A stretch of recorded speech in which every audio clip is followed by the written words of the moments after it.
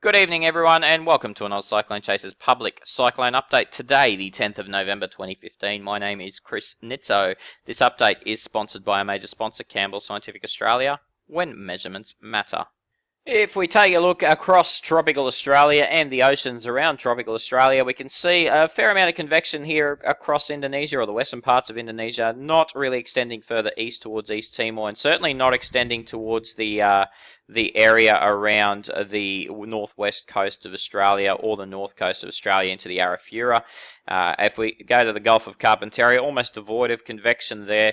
As we go into the western Coral Sea, almost devoid of convection there. Very, very strong vertical wind shear across the Coral Sea is going to stop anything from even trying to get going. But as we head further to the east, out here, well east of the Solomon Islands, is a cluster of storms. This cluster of storms is expected to spawn a tropical low at some stage over the next 24 to 48 hours.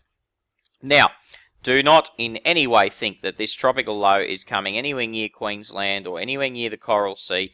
It will not. It will deepen a little bit, and it will track initially westwards tomorrow before beginning a southward drift and a southward trajectory into the future.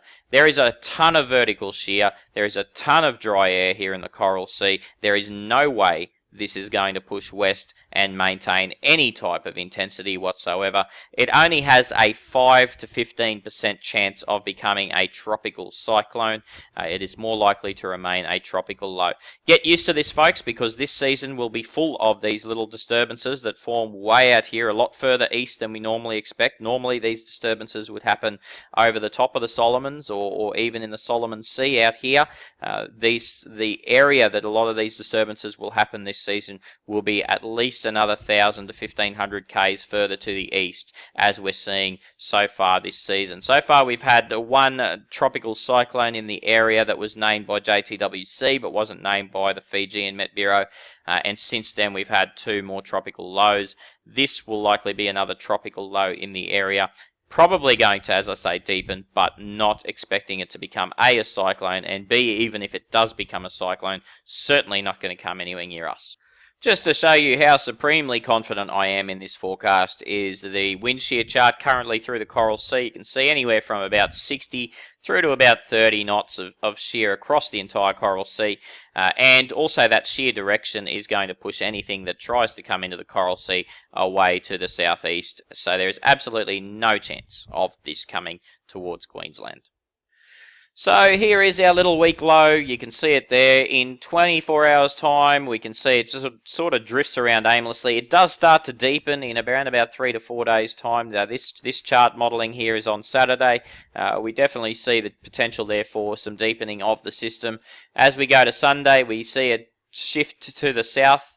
Then as we go to Monday, however, that wind shear starts to really kill the system. This is Vanuatu, this is the Solomons, so we're still talking a system that is located well and truly over 2,000 kilometres away, closer to 2,500 kilometres away from the Queensland coast.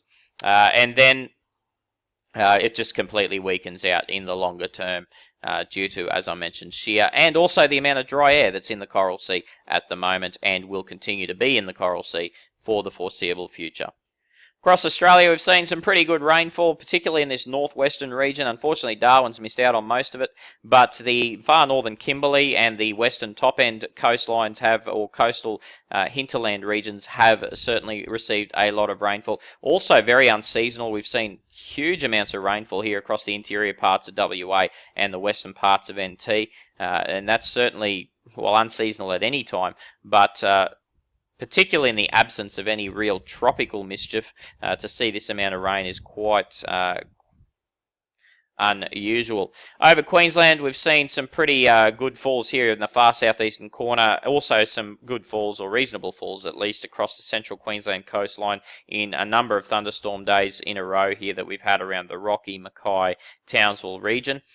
Further to the north, unfortunately, that hasn't continued as we track further north on the Kasuri coast, and the northeast peninsula has completely missed out. The western peninsula and the Gulf of Carpentaria, the Gulf country here, have received a number of storm days in the last week as well. For tomorrow, we're going to see showers and storms across the western parts of the peninsula and extending into the into the central parts of Queensland, or the central western parts of Queensland, southwestern parts of Queensland. We'll also see some considerable storm activity here across the central top end. Some of that might poke its head back towards Darwin, depending on the steering influences tomorrow. Drying out in the Kimberley, completely drying out in the Kimberley on Thursday. Storms pushing a little bit further to the west in the top end region of the Northern Territory, so much more chance of Darwin copping a storm Thursday than there is tomorrow. And then we have a trough system that intensifies over the period on Thursday, and we see just general shower and storm activity right along and ahead of that trough system. Moving further to the west, though, so the coastal Queensland, certainly no chance of copping it. As we go into Friday, we have that trough system continuing to produce scattered to isolated showers and storms across the central and northwestern parts of Queensland, and also the southern parts of Queensland. Some of that extending into the southeast corner, still most of the Queensland coast free of any rainfall, and also the storms around the top end petering out just a little bit, becoming a little bit more isolated.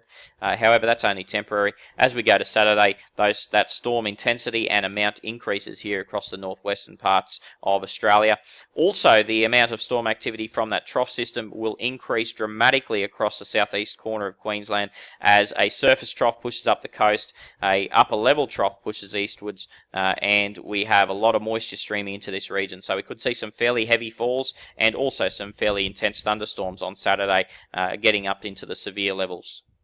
And dare I say that word, possibly even a supercell or two. Still, the northeast parts of Queensland are remaining free of any rain, as most of that storm activity will be inland. If we were to project these to Sunday and Monday, which we can't, but if we were to project them, you'll see that most of this activity will then be coastal on Sunday, and then fairly widespread on Monday near the coast. But anyway, we'll cross that bridge when we get to it. So keep an eye on our Facebook page. If you want more enhanced updates, please subscribe to Oz Cyclone Chasers by going to our website, ozcyclonechasers.com.au. And once there, just hit on the subscribe to OCC button. Subscription costs $34.95 a year. You get some goodies, and you get to watch us chase live, as well as get much more enhanced updates on the cyclone potential around Australia, as well as some general weather updates around Australia with a little bit more detail. Thanks for watching this OCC public update. We'll have another public update for you next Tuesday, unless, of course, that low in the Southwest Pacific Ocean does something it's not supposed to and starts coming towards us, in which case we'll update you again on Friday. But at this stage, if you don't hear from us with regards to that low, our next update will be next Tuesday. Enjoy the rest of your week.